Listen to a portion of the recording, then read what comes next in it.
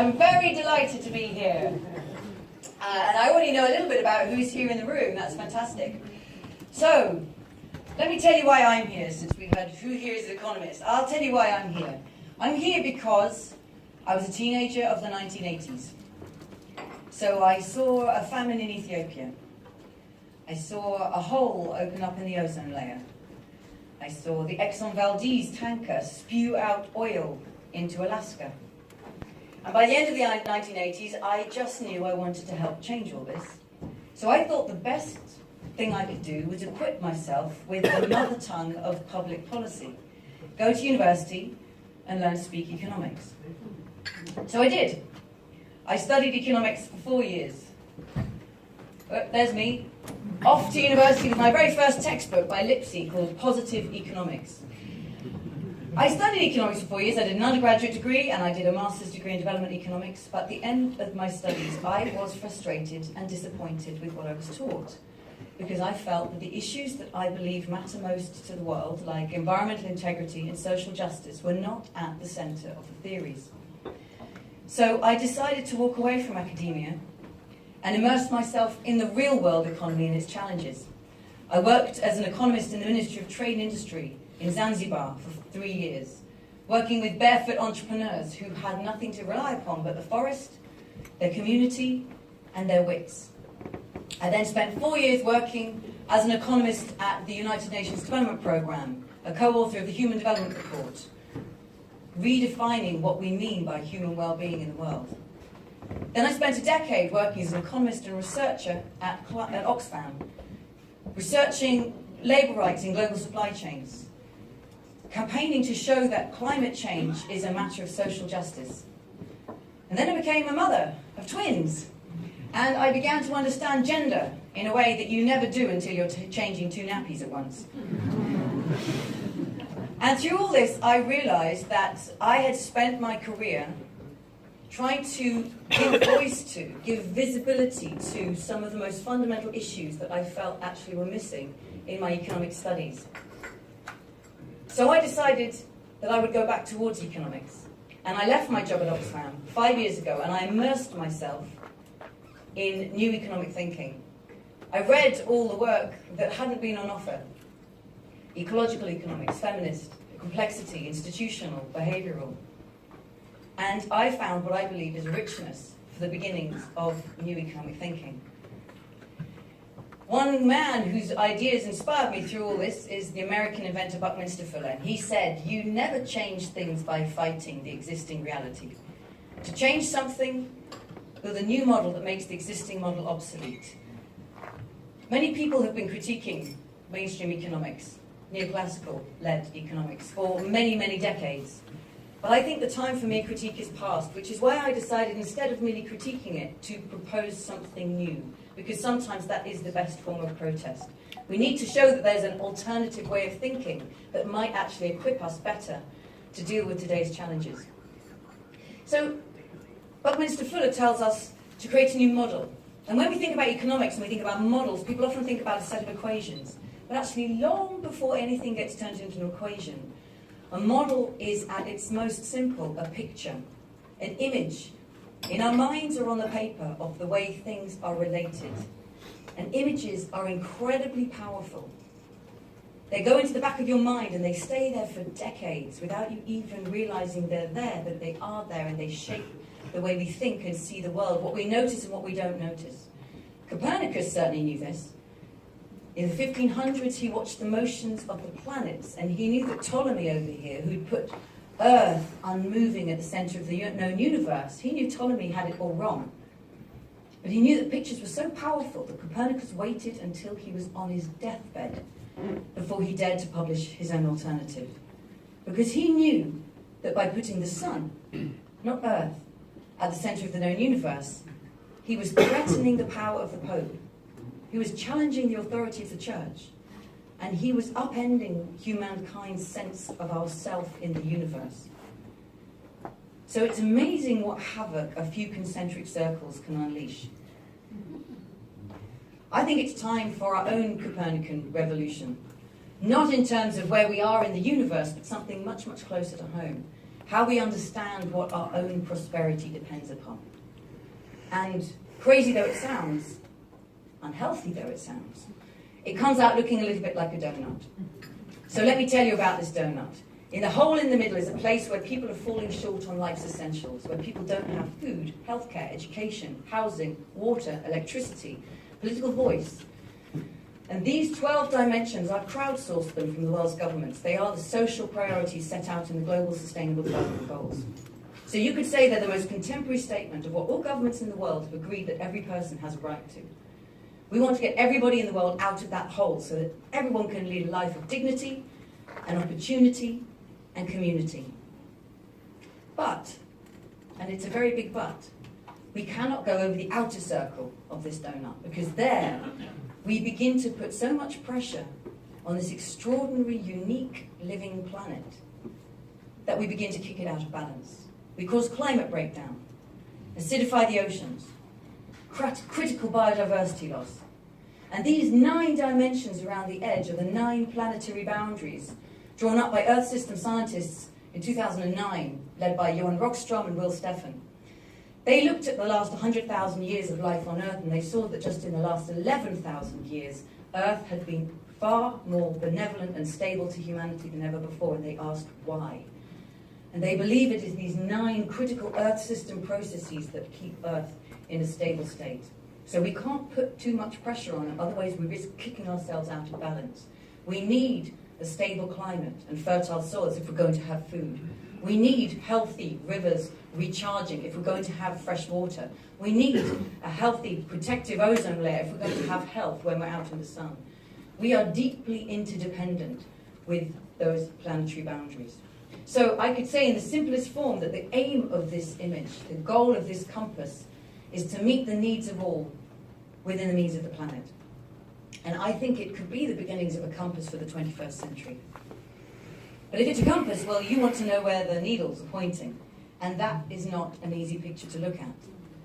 Because on every one of those social dimensions, millions or billions of people worldwide fall short. Here on food, this red wedge goes 11% of the way towards the center of the circle, because 11% of people worldwide don't have enough food to eat every day. On water, 9% of people don't have clean water. 1 person in 3 doesn't have access to what we would call a toilet. But you can see on every dimension, humanity is falling short. And yet we have already overshot at least 4 of these planetary boundaries. Overshooting climate change, massive biodiversity loss, excessive fertilizer use and land conversion. We don't even know where we are globally on air pollution and chemical pollution. So this is a picture of humanity and our planetary home at the start of the 21st century. It's our selfie.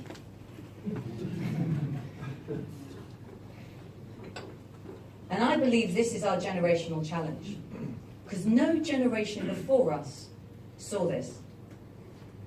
No generation before us understood this interdependence. So this image belongs to us. And the question is, will we be the generation that actually starts to deal with it, that starts to turn this story around? I believe that our children's children will remember us for this. Not for Donald Trump, not even for Brexit, but for this. Whether or not we were the generation that actually began to put humanity on track for coming back into this space. Lots of things in the world need to change to make that start happening. We need to see different conversations happening in parliaments, in boardrooms, and in the media. And I profoundly believe that if we're going to change the conversation in politics, in business, and in the media, then we need to change what's happening in economics departments. Because many people in the world study a little bit of economics, maybe just at high school, or Econ 101, or an undergraduate degree. So the first course in economics is the most important. Only a tiny proportion of people go on and do a PhD. It's what most people learn a little bit of that shapes the way we commonly think and speak about the economy. It shapes the public debate that we have. And I believe that what we're currently learning and being taught in universities and in schools worldwide is not serving us with tools and the mindset that we need to take on 21st century challenges. Last century's economists, after all, never saw that donut with us shooting over planetary boundaries. Why would we expect that their theories were equipped to take it on? I know I'm not alone in feeling this. Worldwide, in over 20 countries, students, the very people who have chosen to dedicate years of their life and probably a lot of money to studying economics, many of them on arriving at university have found that the first thing they need to do is demand for the syllabus to be rewritten, because they feel that what they're being taught is not equipping them for the challenges that they see ahead for their generation. And it's happening here in the Netherlands as well. Dutch students rethink economics, say economics plays a key role, but we're at the forefront of societal change as journalists, politicians or managers. But we feel that Dutch economics education does not at all prepare students for these future leading roles. This is nothing particular to the Netherlands. Students in all of these countries are expressing this common feeling. And I was fascinated to find a study done by Dutch students. I know that writing's tiny. I'll tell you what it says. Well, I can't really tell you it's in Dutch. But this is a survey that students put together looking at the course material in all 9 universities in the Netherlands teaching an undergraduate degree in economics. And what they found was that on all of the courses of offer, over 3/4 of the work available and all the teaching was in what's called neoclassical economics. Here, the vast majority of the rest is in game theory and behavioral economics, but then political economy or feminist economics, ecological economics, institutional economics, complexity economics, hardly featuring at all. This, again, is very common in many, many countries. And I believe that this is what needs to change. And I know not everybody agrees, but let's have a good debate and a respectful debate where we argue on academic terms and take each other seriously. I believe that there are a set of core diagrams at the heart of 20th century economics that are still shaping the fundamentals of the mindset that lies at the heart of neoclassical economics. And I believe they slip into our minds so quietly we don't even realize they're still there, but they fundamentally shape the way we're taught to think and see the world. And so I want to give you a whirlwind tour of these models. Before I begin, let me tell you my favorite quote from the statistician George Box. Because models are really useful. We all need to create models, simplifications, a map of the underground. You have to ask yourself whether the model's useful. George Box said, all models are wrong, but some are useful. Because there's no such thing as the right model, the true vision. All of them are wrong, they're all simplifications. The question you have to ask yourself is this one useful to the values we hold, to the goals we have, and to the context we believe we'll face? I believe we have new goals and values and a very new context, and the old models are no longer useful and serving us. We need new ones. So let me give you a whirlwind tour of this 20th century mindset. And we could have no better tour guide than this gentleman. This is Paul Samuelson, who was teaching at the Massachusetts Institute of Technology in the 1940s. Samuelson wrote the world's first economics textbook, and he knew the power that gave him. He said, I don't care who writes a nation's laws, as long as I can write its economics textbooks. The first lick is the privileged one, impinging on the beginner's tabula rasa at its most impressionable state. Yeah, Paul Samuelson thinks your mind is a blank slate and he wants to lick it. And whether or not you've studied economics, he has licked your mind, because the diagrams he drew have shaped the way we all think about what the economy is. His book, written in 1948, Economics, was a bestseller across campuses worldwide for decades. So he is the father of the diagrams that we understand. Now, when he was teaching at MIT, he was teaching engineering students. They were just learning a little bit of economics on the side. So when he sat down to draw a big diagram of the economy, he tried to make it easy for them, and he drew the economy looking a bit like a radiator system, with water flowing around and around the pipes between business and what he called it public and households. Now, this is an important insight here. Everything I'm going to show you contains important insights. Samuelson was showing us that there's a circularity of flow between wages becoming consumer spending, which then becomes wages and consumer spending. The trouble is this diagram has changed over the last 70 years, but only a bit. Today, economics students will encounter it in macroeconomics. In fact, I believe it's the biggest picture of the economy that a mainstream economist can show you. You've got households and business in the essential market relationship. Households provide labour and capital to business. In return, they get wages and profit. That becomes consumer spending, and in return, they get goods and services. So the money goes round and round, and so do the resources. And yes, some of that, instead of being spent by consumers, some of that is put in savings in banks, and then the banks turn that into investment. Except that's not actually how banks work. Banks create money. But I'm not even going to go there tonight. Some of that money goes off as taxes, and then governments use it for public spending. That's also not exactly how government spending works either, but I'm not even going there tonight. And some of it, yes, it buys imports, but more money comes in from exports. The thing about this diagram, it's really useful for measuring national accounts. It's really useful for explaining Keynes's point that when an economy gets into a depression, the government can inject some spending and boost it started again. So the multiplier insight is important, but it only shows us what gets monetized. And so it's full of blank spaces. As the biggest diagram of the economy, that's a problem, because it tells us absolutely nothing about the living world. All the energy and materials and living matter that are drawn daily into the economy and spewed out as waste and pollution. Now, any economist will say, well, of course, this is environmental externalities. Yes, but if you find yourself talking about climate breakdown, catastrophic biodiversity loss, and the destruction of the living world in terms of externalities, I think we already know there's a problem with the theory. This diagram says nothing about the unpaid care and work going on in households, all the cooking, washing, cleaning, sweeping, raising the kids, doing it all again tomorrow to make this labour fresh and ready for work. Because it doesn't show up in the monetary economy, but the monetary economy is utterly dependent on it. And of course, it's the area that's traditionally women's work. And it says nothing about the commons, the place where people come together, not through the market, not through the state, but as a community, and co-create goods and services that they value. Well, if the biggest picture of the economy that we have is silent on the living world, is silent on unpaid care, and is silent on the commons, three of the most fundamental sources of our well-being, those blank spaces are going to come back to bite us. What about who we are? This is a fascinating story that goes back to Adam Smith.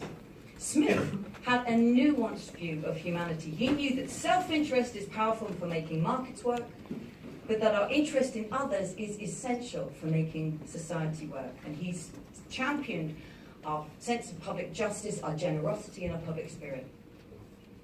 But that was too nuanced for those who came after him who wanted to create simplified models.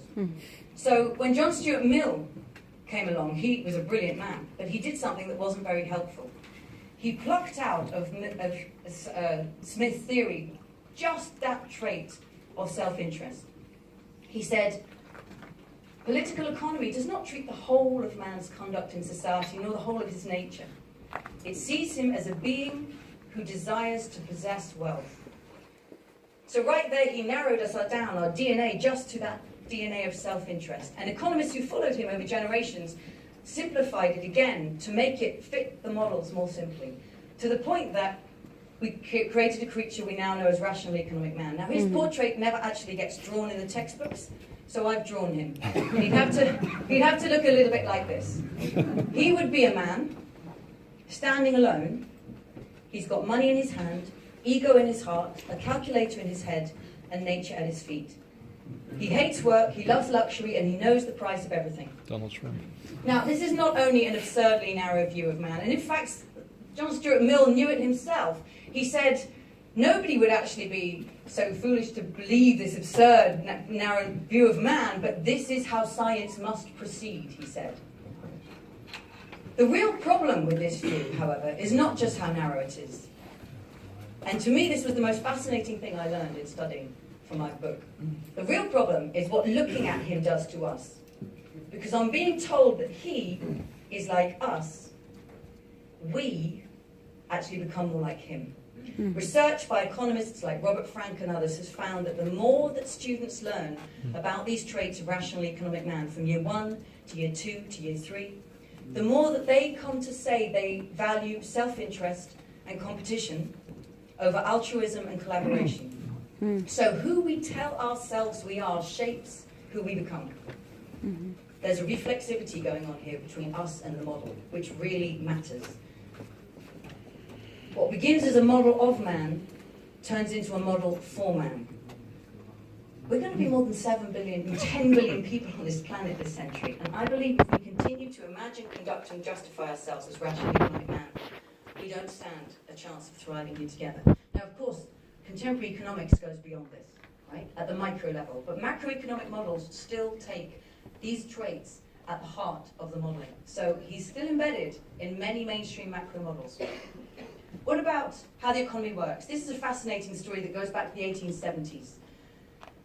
In the 1870s, a small band of economists wanted to make economics a science, not political economy, but science as reputable as physics. And so they looked to the physics great of the day, Isaac Newton. This is Newton's diagram of gravity pulling a ball to rest. And so when William Stanley Jevons began to draw his own diagrams, he drew them in the style of Newton. In fact, he derived the curves using the calculus of Newton, turning up what becomes today's first diagram that students meet, the diagram of supply and demand.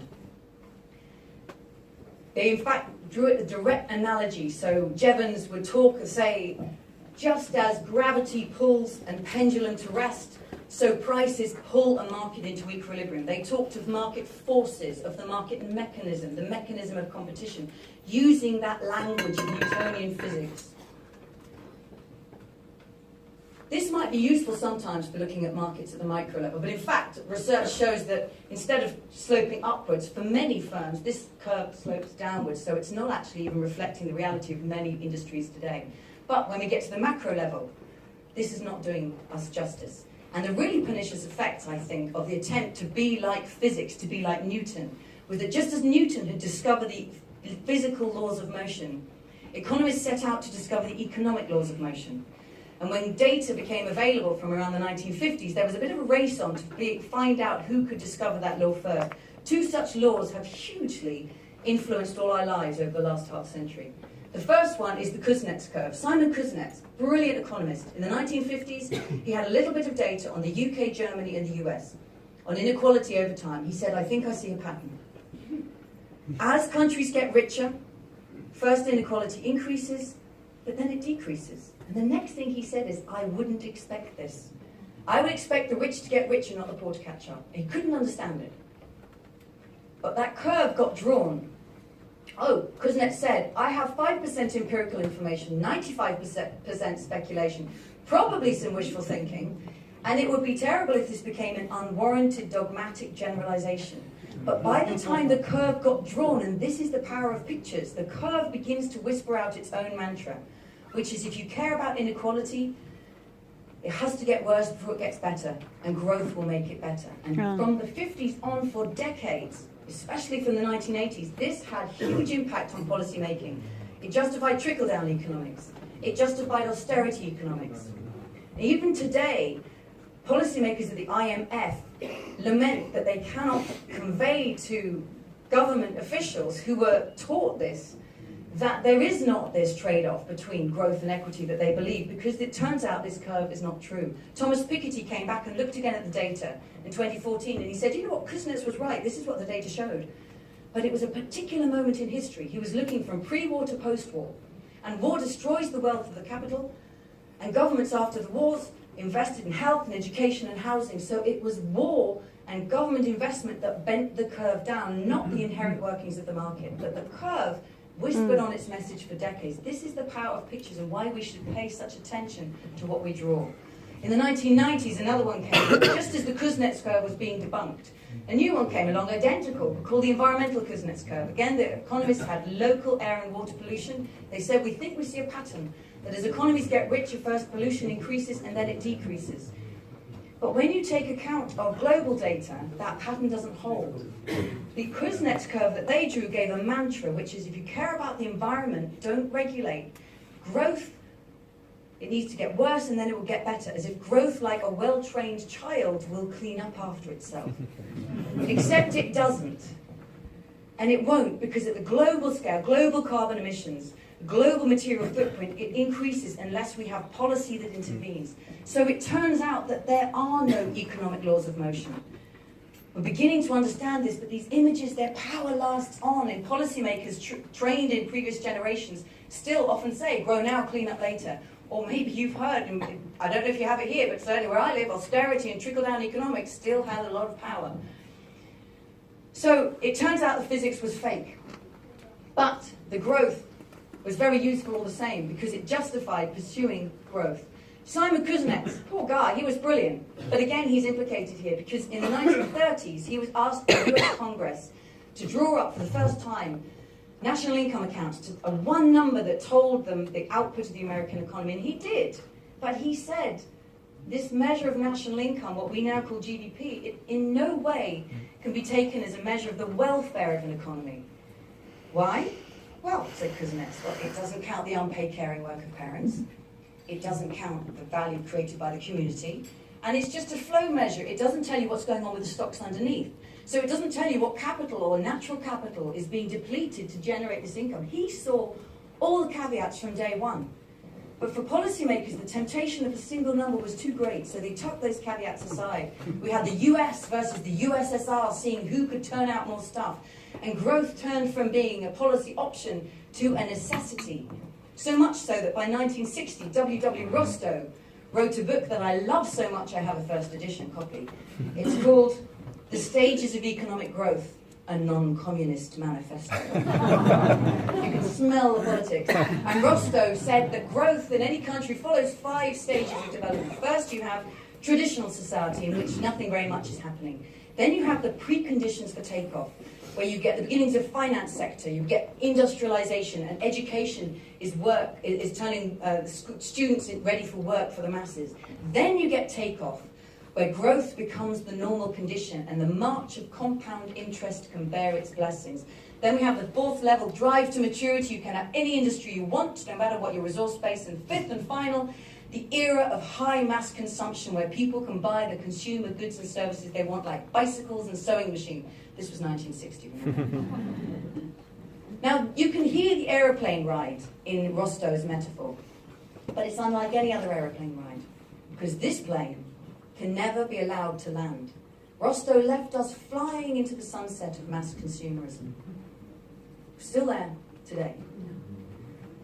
Well, I've shown you these diagrams, and when I set them out like this, I hope it's been clear that it's not there, but their creators were brilliant. And they all captured an insight from their times, from that moment in history. But taken out of context, the caveats, the blind spots, the historical moments aside, it's in those spaces of missing caveats and the blind spots and the blank spaces that very powerful stories can be built. And that's just what happened. In the 1940s, a small band of economists met in the little Swiss village of Mont Pelerin, Friedrich Hayek, Milton Friedman and others, and they said, we're going to write a new economic story. They were going to call it neoliberalism. They were motivated, we have to understand people's motivations, they were motivated by the rise of the totalitarian state in the USSR, and they wanted to push back against that. But it quickly morphed into a push for market fundamentalism.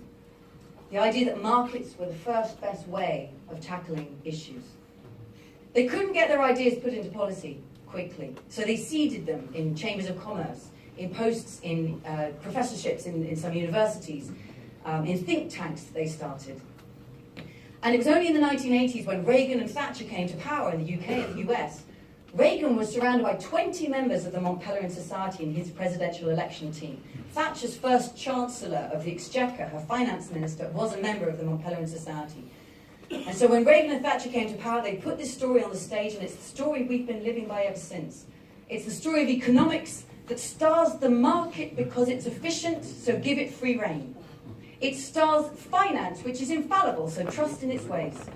It stars trade, which is win-win, so open your borders. And since every great story has a villain, it stars the state, which is incompetent, so don't let it meddle. Milton Friedman was the master storyteller of this. He was brilliant at telling this story. These are the stars of the neoliberal show, others not really needed on stage, but we can meet them anyway. The household, that's domestic, so you can leave that to the women. The commons are tragic. All the students learn about the tragedy of commons, so we should sell them off. Society, as Thatcher said, There is no such thing as society, so we can ignore that. Earth, we were told, was inexhaustible, so take all you want. And power, this is objective, positive economic science. We don't need to talk about power. This is a value-free discipline, so we don't need to mention it. I believe this story has been taking us in a direction we don't want, because behind the scenes of this story is a very different picture, as behind the scenes of any set. It's a story that actually turns out to have massive corporate funding of political parties, particularly in the US. Story of governments bailing out banks that were not at all infallible, as we all discovered in 2008, but turned out to be far too big to fail. It's a story of companies deliberately lying to the public about externalities and impacts on the climate. And it's a story of the richest 1% now owning half of the world's wealth. It's led to extraordinary levels of inequality because growth does not even things up. I believe this story has been driving us to the brink of collapse, to this world in which many millions of people fall short on life's essentials, and we are way over planetary boundaries. And I think it's time to turn that story around. So what motivates me is to find new economic ideas that can perhaps be a better toolkit for the 21st century to take on this challenge, which is why I wrote this book. And essentially, when I see this table, I was fascinated that the themes of economics that I turn to, the schools of thought, are all in the bottom of the table there. Feminist, ecological, institutional, behavioral, and complexity. I'd say behavioral economics is the one that is already most absorbed into and taught in universities, but the others have not yet made it. So I want to tell you a new story of economics, and I love this quote from John Maynard Keynes. Economics is the science of thinking in terms of models, joined to the art of choosing models which are relevant to the contemporary world. I think it's time to choose some new models, because I think the contemporary world has changed and we need models that are more useful. So let me give you a whirlwind tour of what I believe could be the beginnings of a 21st century economic mindset. First, they come with pictures, of course, because I believe in the power of pictures. So first, where would you start? I would start in a place I was never invited to go, which was to ask, what is the purpose of the economy? I never had that discussion in my 4 years of economics. What is the purpose? And I believe this century, one way of saying it, one way of drawing it, is to meet the needs of all within the means of the planet. The world's governments have certainly told us that. They met in New York in 2015, and they said, we set these goals for humanity for 2030. So we've been given purpose by all the governments of the world. Secondly, what would be the first picture you draw? I would not draw supply and demand, which I know from many students worldwide is the first diagram they encounter. It's certainly the first one they remember learning. Supply and demand, that tells you the economy is the market, and the market is in equilibrium. That's two untruths in one sentence, and I don't think it's a good place to start a degree. I would start with this diagram, and I call it the embedded economy diagram. The economy is embedded in society, embedded in the living world. I know that sounds obvious, but I have never found a mainstream economics textbook that draws that. It draws in daily materials and matter and spews out waste and pollution with a river of solar energy flowing through the middle of it. So from day one, we can ask the essential question of ecological economy before we begin to disrupt the living world on which we utterly depend. But secondly, the economy, it's not just the market and the state. That was a 20th century ideological boxing match. The US and the USSR, free market capitalism versus socialism. In that boxing match, we lost sight of two fundamental sectors. The household, where we all begin every day, caring for our partners, ourselves, our children, our parents, the source of our well-being. And the commons, where we get together, not with the market, not with the state, but with the community, creating a garden on the corner of our neighborhood, creating Wikipedia or Linux online for free, without money changing hands, creating goods and services that we value. I believe I would not want to live in an economy that lacked any one of these sections, right? I want to live in an economy that has a market and a state that recognise the household and the commons, because they're all valuable. They all have unique powers that we would miss if they were gone. And they work best when they work together. What about finance? Finance should be a service. Remember when we talk about financial services? Wouldn't that be amazing if finance was actually in service to the real economy, in service to life? That would be a very different finance sector than the one we have today. What about who we are? This is the place, of course, where economics have made the most progress, because there's been amazing ideas coming from Daniel Kahneman, from Richard Thaler, bringing in ideas of realizing that, of course, we don't have to take on this narrow model of who we are. We're not merely self-interested. We're socially reciprocating, collaborating, cooperating, and punishing others when we don't. We don't have fixed preferences. We actually have fluid values, and I can tell you, if I were issued a survey to all of you about your values, but on this half of the room, the front page said consumer reaction study, and on this half of the room it said citizen reaction study. Research shows that you'll fill it in differently, because I've activated the consumer, and I've activated the citizen. We have fluid values because the names we are called changes how we respond. Who we tell ourselves we are shapes who we become. And we're not dominant over nature, we're deeply embedded in the web of life. The sooner that this new portrait gets drawn, and of course it's getting redrawn with behavioral economics, with political science, with neuroscience, with sociology, a richer picture is so urgently needed. It's beginning to emerge at the micro level. I think we're still not there in macroeconomics, because who we tell ourselves we are shapes who we become, and this will give us a far greater chance of thriving together this century. What about how it works? I would drop that beginning with equilibrium, because that was based on Newtonian science. And if you never got the joke about why did the chicken cross the road, it's actually because he wanted to teach you systems thinking. So let me tell you, at the heart of systems thinking, complexity economics, is a pair of feedback loops. This is a reinforcing feedback loop, and the essence of it is the more you have, the more you get. So the more chickens you have, the more eggs you get, and the more eggs you have, the more chickens you get. And anything in life that spirals up or spirals down is dominated by reinforcing feedback. And over here we have balancing feedback. So the more chickens you have, the more try to cross the road, and the more that try to cross the road, sadly, the fewer make it back. So our bodies are dominated by balancing feedback. When we get hot, we sweat to cool down. When we get cold, we shiver to warm up. That's why we stay a constant temperature. That's why we stay alive. But most of the fascinating dynamics in the world, from your family relationships to the boom and bust of stock markets, to the rise of the 1%, to the collapse of ecosystems, they are best explained through complexity, through feedback, through emergent properties, through tipping points. In the financial crisis, when the economists stood open-mouthed and said, we don't know what happened, our models said this couldn't happen, many turned to the work of Hyman Minsky, who in 1975 wrote about the financial instability hypothesis. If you read Minsky's work, which is fascinating, it's all about reinforcing feedbacks and tipping points and balancing feedbacks.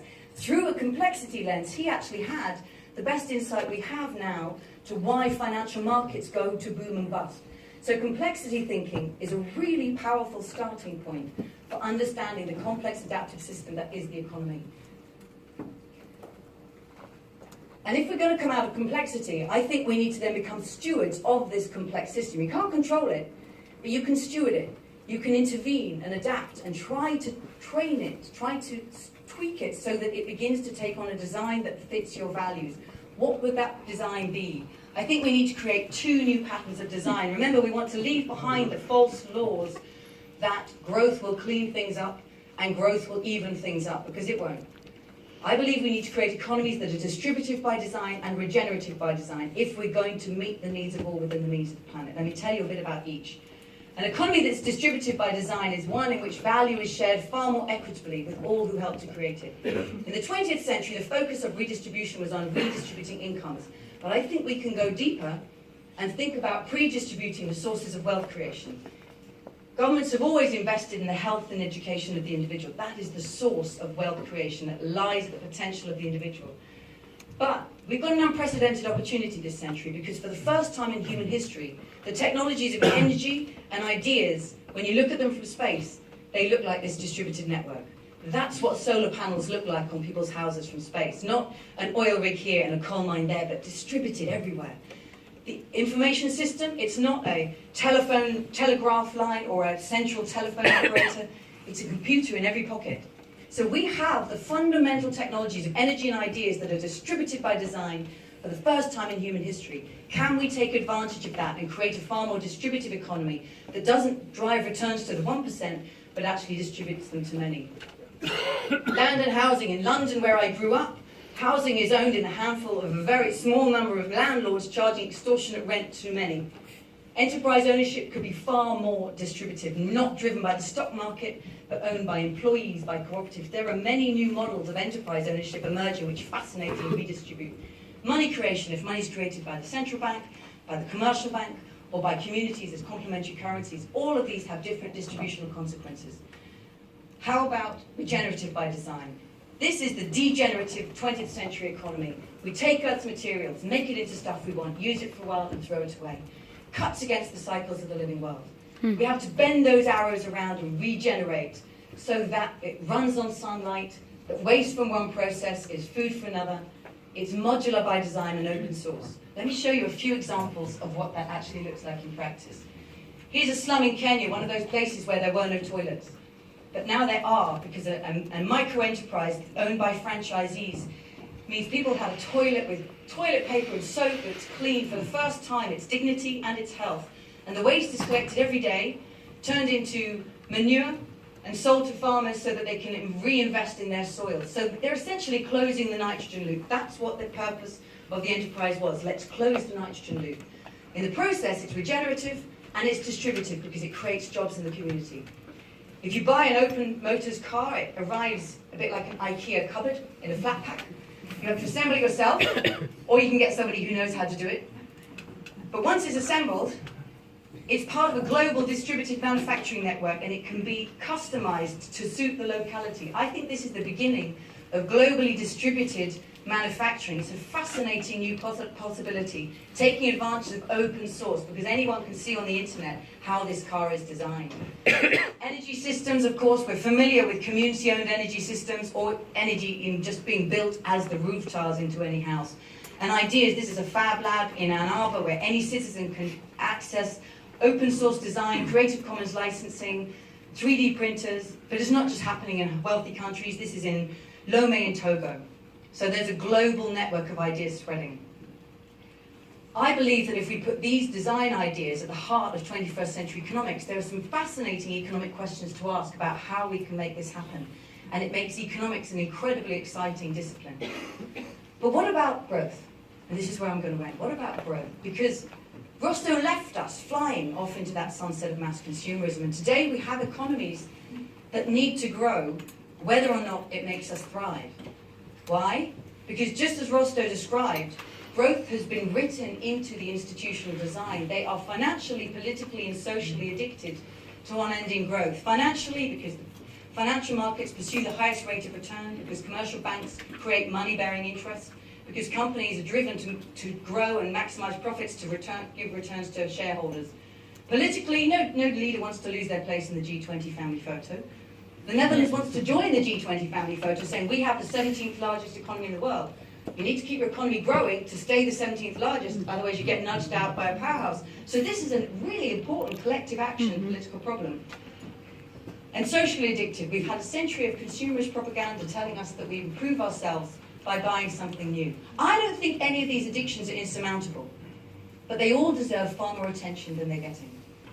So we need to get out of the aeroplane and we need a new metaphor. And I know this is going to sound silly. Oh, before I go there, because nothing in nature grows forever. The economy is designed apparently to grow forever, 3% if we could have it.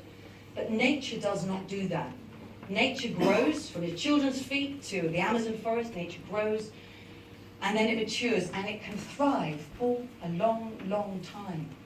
In fact, anything in nature that tries to grow forever will destroy itself or the host it depends upon. We think growth. We say, I want my children to grow. I want my garden to grow. If I told you my friend went to the doctor and he said she had a growth, you'd know that was a problem.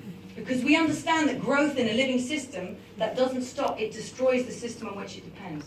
So we need to move away from unending growth. And I know we need an economy that thrives whether or not it grows.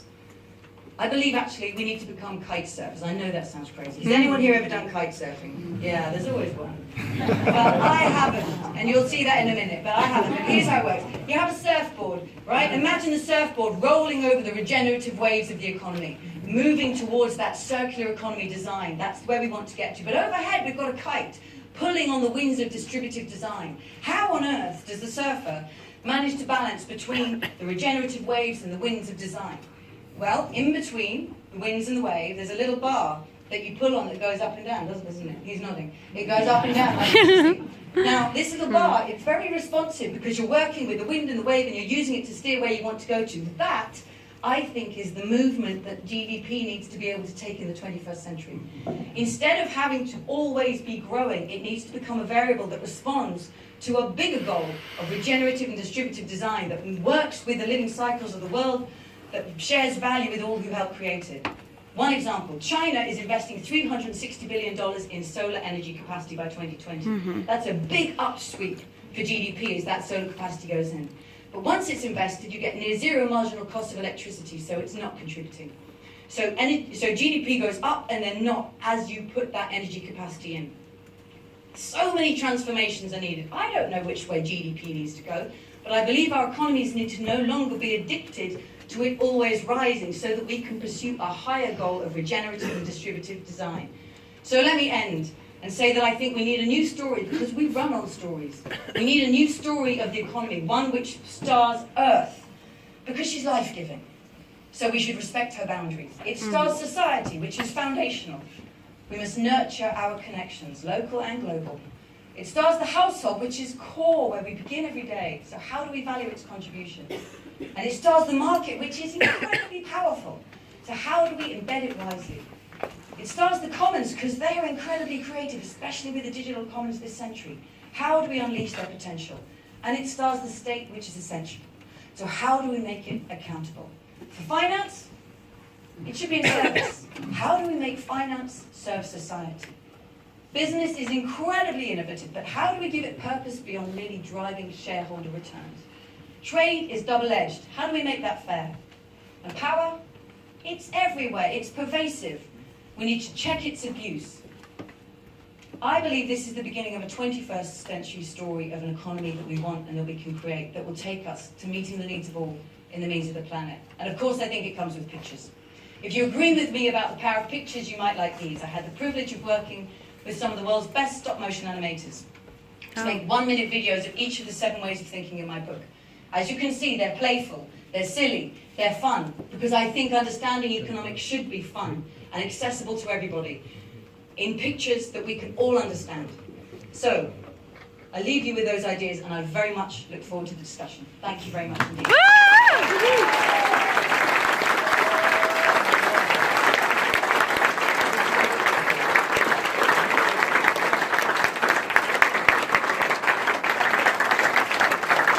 Thank you.